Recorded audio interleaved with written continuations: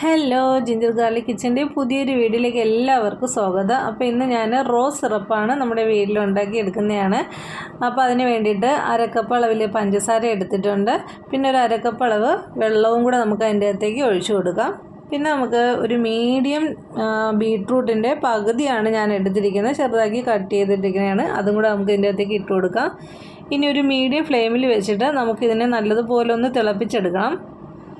നമ്മുടെ പഞ്ചസാര എല്ലാം നല്ലതുപോലെ ഒന്ന് മെൽറ്റായി കിട്ടണം. നമ്മുടെ ബീട്രൂട്ടിൻ്റെ കളറും ഒക്കെ അതിൽ പിടിക്കണം.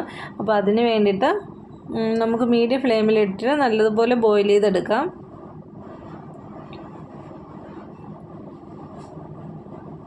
കണ്ടോ, അപ്പോൾ അതിൻ്റെ കളറ്, ബീട്രൂട്ടിൻ്റെ കളറെല്ലാം വെള്ളത്തിൽ നല്ലതുപോലെ ആയിട്ടുണ്ട്. ഇപ്പോൾ ഇതൊരു വാട്ടറി കൺസിസ്റ്റൻസിയിലാണല്ലോ ഇരിക്കുന്നത്. ഇനി നമുക്ക് ഒന്നുകൂടെ ഇത് കുറുകി കിട്ടണം. നല്ലതുപോലെ ഒന്ന് തിളച്ച് കിട്ടട്ടെ. അപ്പോൾ നല്ലപോലെ തിളച്ചിട്ടുണ്ട്. ഈ സമയത്ത് നമുക്കൊരു അരമുറി നാരങ്ങയുടെ നീരാണ് ഞാനിപ്പോൾ ഒഴിച്ചു കൊടുത്തിരിക്കുന്നത്.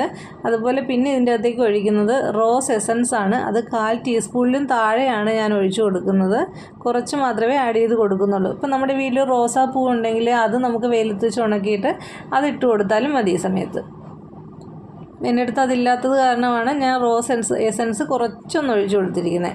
നമ്മളിത് ഒഴിച്ചു കൊടുക്കുന്നത് കൊണ്ട് തന്നെ നമുക്ക് ആ ബീട്രൂട്ടിൻ്റെ വേറൊരു ടേസ്റ്റ് ഒന്നും അറിയത്തില്ല. അടിപൊളിയായിട്ട് തന്നെ കിട്ടും. കണ്ടോ, ഇപ്പോൾ ഇതൊന്ന് കുറുകിയിട്ടുണ്ട്. നമുക്കിന്ന് സ്റ്റവ് ഓഫ് ചെയ്യാം. ഒന്ന് അരിച്ച് വേറൊരു പാത്രത്തിലേക്ക് മാറ്റാം.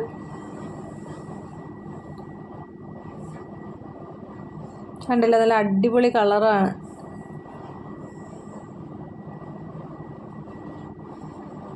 കണ്ട, ഇപ്പോൾ ഇത് അത്ര അങ്ങോട്ട് കുറുകിയല്ല ഇരിക്കുന്നത്, അത്ര തിക്നെസ് ഒന്നുമില്ല. ഈ ഒരു പരുവത്തിനാണ് ഇരിക്കുന്നത്. നമുക്കിതൊരു റൂം ടെമ്പറേച്ചറിൽ ഇരുന്നിട്ട് കുറച്ച് നേരം കഴിയുമ്പോഴത്തേക്ക് നല്ലതുപോലെ തണുത്ത് കിട്ടും. ആ സമയം നമുക്കിത് കുറച്ചുകൂടെ ഒന്ന് നല്ല തിക്നെസ്സോട് കൂടി കിട്ടും.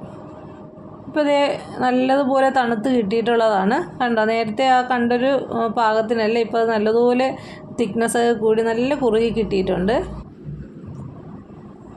അപ്പോൾ എല്ലാവരും ഒന്ന് ട്രൈ ചെയ്ത് നോക്കുക. എൻ്റെ വീഡിയോ ഇഷ്ടമായാൽ ഒന്ന് ലൈക്ക് ചെയ്തേക്കുക, ഷെയർ ചെയ്യുക, സബ്സ്ക്രൈബ് ചെയ്യുക, കമൻ്റ് ഇടുക. കണ്ടല്ലോ, ഒരു അടിപൊളിയായിട്ട് കിട്ടിയിട്ടുണ്ട്. അടിപൊളി കളറാണ്. നമുക്ക് ഇതുപോലെ ഒരു പ്ലാസ്റ്റിക് ബോട്ടിലിൽ എന്തെങ്കിലും ആക്കിയിട്ട് നമുക്ക് സൂക്ഷിച്ച് വെച്ചിട്ട് ആവശ്യത്തിന് യൂസ് ചെയ്യാവുന്നതാണ്.